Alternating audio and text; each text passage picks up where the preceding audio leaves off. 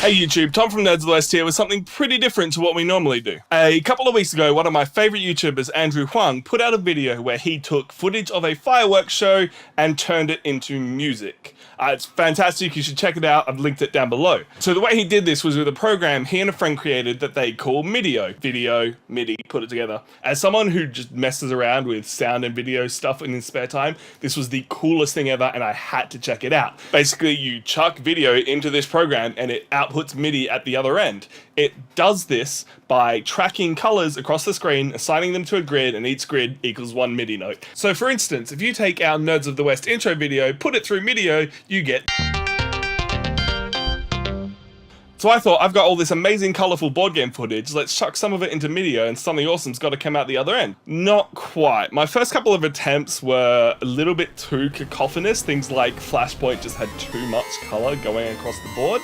So I decided to simplify and ended up going with a game called And Then We Held Hands. There's just a couple of cards that move across the table and then some tokens on the board. I really wanted to track the tokens, but it turns out they're the same colour as the table, and that doesn't quite sound good. Midio does have a few different controls, so you can set the size of the grid, giving you access to more MIDI notes.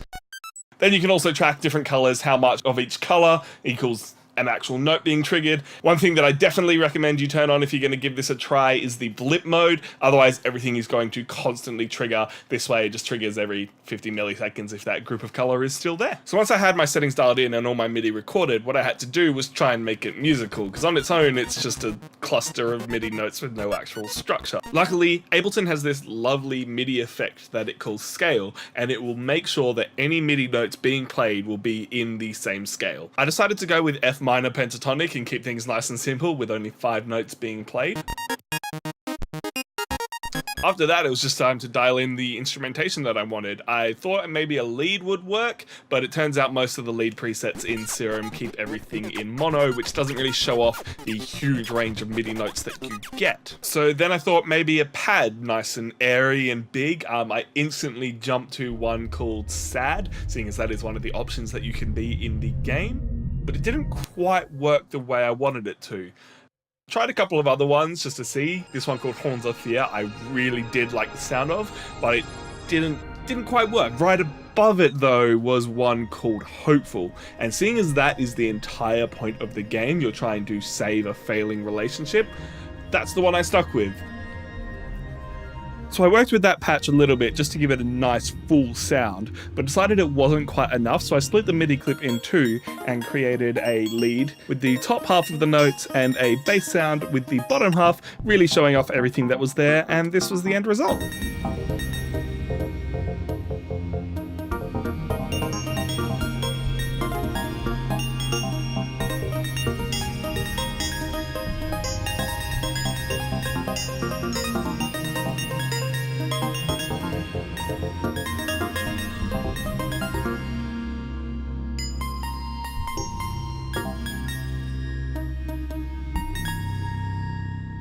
So I guess that's the soundtrack to And Then We Held Hands. I will add a download link for the audio and the MIDI file in case anybody wants them. If there's any other games that you think might work with Midio, comment it down below and I will plug it all in, see what comes out the other end, send it to you, or maybe make another video if something really cool happens. If you like this, make sure you click that subscribe button, all that normal YouTube stuff. Check out Andrew Huang, he's got a couple of videos where he plays with Midio, and we'll catch you next time.